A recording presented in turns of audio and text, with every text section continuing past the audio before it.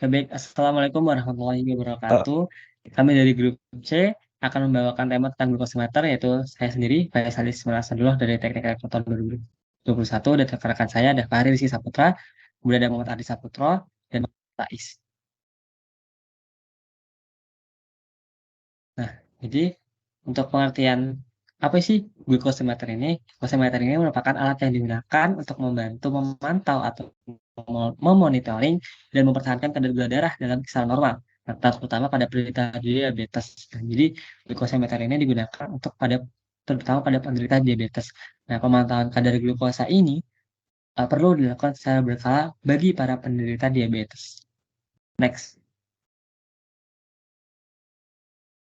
Nah, jadi kan glukosameter ini tuh ditujukan terutama bagi penderita diabetes. Nah, diabetes itu apa sih? Dan diabetes itu merupakan salah satu kelompok penyakit yang mempengaruhi bagian tubuh menggunakan gula darah atau glukosa.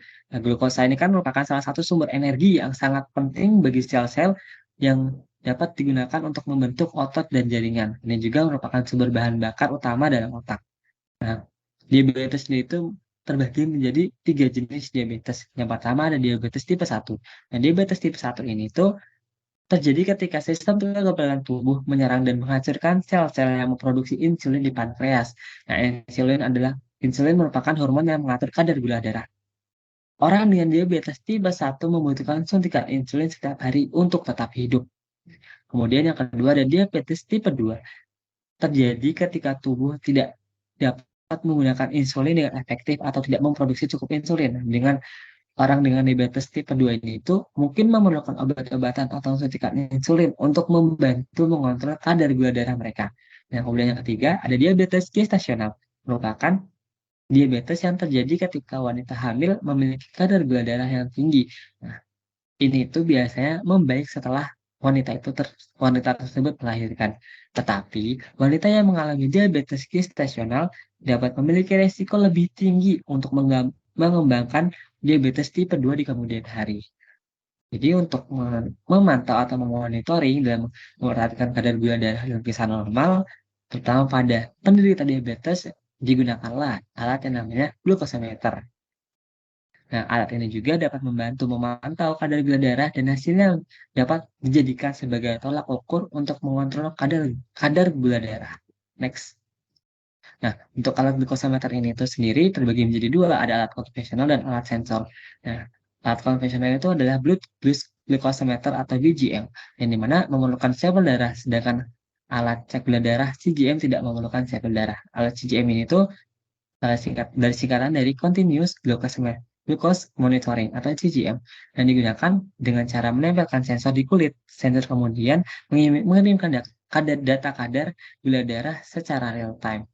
Untuk penjelasan lebih lanjut akan dijelaskan oleh teman saya. Terkait dengan glucose meter, pada dasar teknologinya menggunakan test strip, di mana penderita dari diabetes itu dapat menjalani hidup normal dengan alat bantu dari alat pengukur kadar glukosa. Nah, teknologi utama dalam alat pengukur kadar glukosa adalah strip uji yang mengandung enzim, koenzim, mediator, dan indikator yang dapat mengubah konsentrasi glukosa darah menjadi sinyal yang dapat dibaca oleh alat pengukur. Nah, next. Alat alat pengukur pada glukometer itu merupakan amperemeter yang dalam pengukuran kimia dan ataupun fotometri yang berbentuk strip untuk perubahan warna. Nah, alat dari pengukuran ini terdiri dari memori elektronik dan alat komunikasi yang fungsi utama adalah mengubah sinyal menjadi sinyal digital yang dapat ditampilkan di layar. Nah, perkembangan dari glukometer ini dimulai dari tahun 1970, di mana pengembangan pertama strip uji itu menggunakan atau perkembangan hingga saat ini berfokus untuk pengurangan darah yang diperlukan gitu. Kenapa? Karena untuk pengambilan darah di mana pengguna harus menyeset atau memberikan sayatan pada jarinya, dan nanti darah tersebut akan diteteskan di strip dan itu akan diukur. Nah, penggunaan volume darah yang semakin kecil menjadi fokus utama dari perkembangan alat strip uji. Kemudian juga kecepatan pengambilan data, di mana dalam pengambilan datanya atau pengubahan data dari darah glukosa menjadi sinyal, itu diperlukan reaksi kimia, dan untuk itulah dibutuhkan kecepatan pengambilan atau pengubahan data yang dibutuhkan. Oke, next.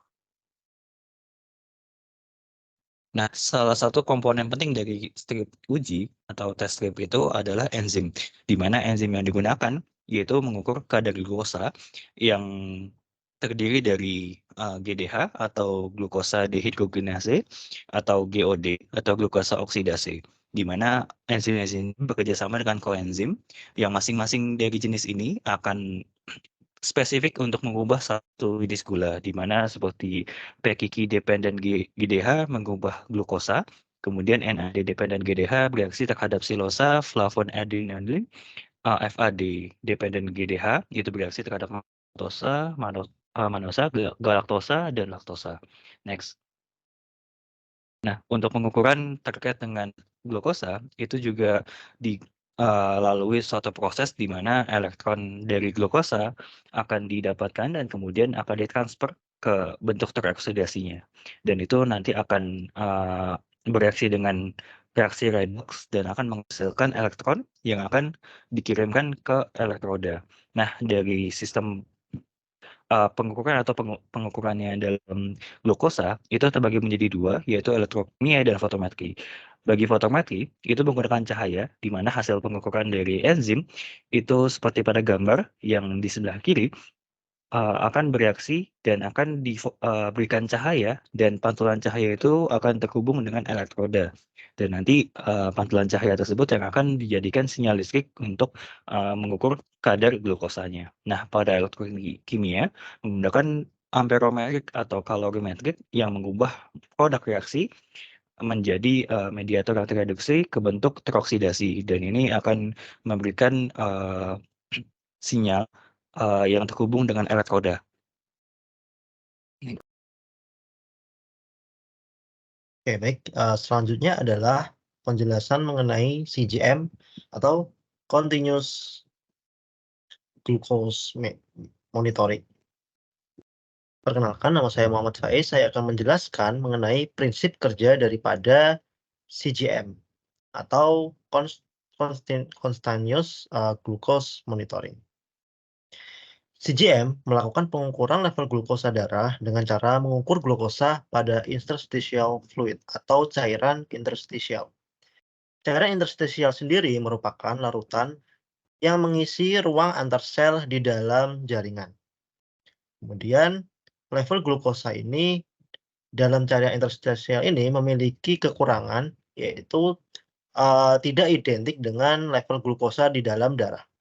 Jadi, level glukosa di dalam cairan interstitial sendiri butuh waktu 5-10 menit untuk menyesuaikan dengan level glukosa darah.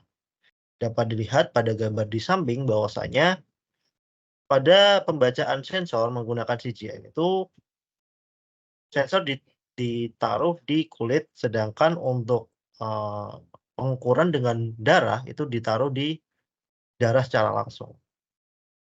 Adapun komponen-komponen pada CGM itu terdiri dari 3 komponen utama. Yang pertama ada sensor, yang mana sensor ini terbuat dari bahan elektroda, dan juga sensor ini secara invasif mengukur level glukosa pada kulit. Kemudian yang kedua ada transmitter, di mana transmitter berguna untuk mengirim data dari sensor ke receiver secara wireless menggunakan BLE atau Bluetooth Low Energy. Kemudian yang ketiga ada receiver atau monitor yang berfungsi untuk menerima dan menampilkan data level glukosa. Dan monitor ini dapat berupa device khusus atau juga dapat terhubung dengan smartphone pengguna atau komputer atau bahkan pompa insulin. Bisa next. Adapun metode pengukuran pada CGM itu terdiri dari 2 cara. Yang pertama, pengukuran pada arm atau lengan, dan pengukuran dengan lengan ini bertujuan hanya untuk monitoring gula darah. Sedangkan yang kedua, ada pengukuran pada abdomen atau perut, yang mana biasanya pengukuran pada abdomen ini dibarengi dengan terapi insulin, yang mana dapat menyuntik insulin secara real time. Adapun fitur-fitur pada CGM, yang pertama yaitu pengukuran real-time glukosa. Kemudian yang kedua, ada alarms yang akan memprediksi ketika gula darah itu terlalu tinggi atau terlalu rendah. Kemudian, CGM juga dapat diintegrasikan dengan smartphone. Yang keempat, CGM memungkinkan untuk sharing data dengan orang lain melalui mobile apps. Yang terakhir, CGM ini juga dapat diintegrasikan dengan pompa insulin, sehingga pompa insulin dapat disuntikan kepada penderita diabetes mellitus. Adapun contoh beberapa produk dari CGM yang marak di pasaran adalah yang pertama ada Touchcare Nano, kemudian ada Guardian Elite, ada Dexcom Freestyle, dan lain sebagainya, yang mana produk-produk ini memiliki keunggulan dan kekurangan masing-masing. Next.